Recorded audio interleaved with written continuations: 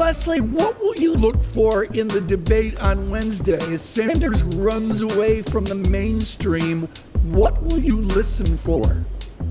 Well, we're all looking for the same thing, which is who is that other candidate going to be from the moderate wing of the Democratic Party. So in some ways, it's sort of less interesting in terms of being game-changing what Sanders has to say, because he seems to be clearly taking the lead. But despite, the poll that you've just noted, he has seemingly been hitting, a ceiling of 26%. If he can't really sustainably push above that, it becomes even more important to see who will capture the moderate side. And obviously, right. All eyes, if this is true, if Bloomberg does debate, we will all be watching to see how that's received. Yeah, well, Leslie, I hope in London this weekend you explained a couple times that there were two presidential birthdays, the 12th and the 22nd, even though we have a manufactured president's holiday, which we, of course, know is a fiction. I hope you'll explain that as well. But Leslie, what this comes down to is our process. And the process now is in search of a middle ground Democratic Party candidate. Are we being underserved because others are not dropping out of the race, or does that wait for after Nevada or after South Carolina?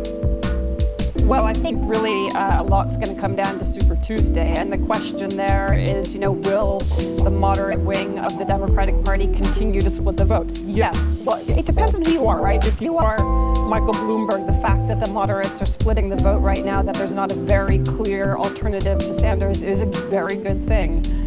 Which is, of course, why waiting until Super Tuesday, when things really do matter, is significant. So I think we're looking at, not knowing a lot until potentially even the middle of March 18th. But arguably having so many candidates in the race, it's certainly been a game-changing element. We don't know a lot on the back of Iowa and New Hampshire. So we don't know a lot because a lot of people are undecided. So do debates actually make or break candidates? Well, they matter. I don't think that they've made or broken candidates yet. I do think that, again, Michael Bloomberg's entry into this debate is significant. People haven't been watching him debate. They don't really know exactly what he's going to say, and they haven't seen him next to the alternatives. This is, I think, going to be a very significant moment. Leslie, the Democratic Party, I guess, has to choose whether they go for centrist or someone who's not a centrist, right? Who's more left-wing. Do we know if it will be tactical voting of people that will just want to try and beat President Trump? And if that's the case, who has a better chance of beating President Trump? Is it a centrist or a left-wing? Yes, so this is an incredibly important question. Whether or not Democrats will ultimately unite around a candidate because it becomes more important to them to defeat Donald Trump. What we're hearing out of the African-American community of voters is that is something that is of incredible significance, is choosing a candidate that can defeat the sitting president.